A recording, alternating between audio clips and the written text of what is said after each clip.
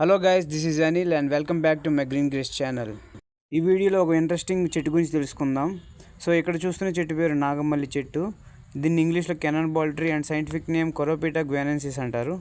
ఈ చెట్టు యొక్క ప్రత్యేకత ఏంటంటే ముఖ్యంగా వాటి ఫ్లవరింగ్ చూసుకుంటే ట్రంక్ నుంచి వేలాడుతున్న ఓడలాంటి స్ట్రక్చర్స్ మీద బ్లూమ్ అవుతాయి. ఇన్ జనరల్గా ఫ్లవరింగ్ అనేది కొమ్మల మీద వస్తాయి, కానీ ఇక్కడ ఇలా ట్రంక్ నుంచి ఫ్లవరింగ్ అనేది ఏర్పడితే ఆ విధానాన్ని క్యాలీఫ్లోరియా అంటారు. దీనికి ఎగ్జాంపుల్గా పనస ఇంకా మేడిపండు అని కూడా చెప్పుకోవచ్చు. దీని ఫ్లవరింగ్ చూసుకున్నట్టయితే మనకి ఎర్లీ వింటర్లో స్టార్ట్ అవుతుంది. దీని యొక్క కల్చరల్ ఆస్పెక్ట్స్ చూసుకుంటే బుద్ధిజం అండ్ హిందూయిజం మతాలు చాలా పవిత్రంగా భావిస్తారు. ముఖ్యంగా హిందూ మైథాలజీ పరంగా చూసుకుంటే ఇది శివలింగాన్ని చుట్టుకున్న పడగల పాము రూపంలో కనిపిస్తుంది. నిజానికి అవి మేల్ అండ్ ఫీమేల్ పార్ట్స్ మాత్రమే.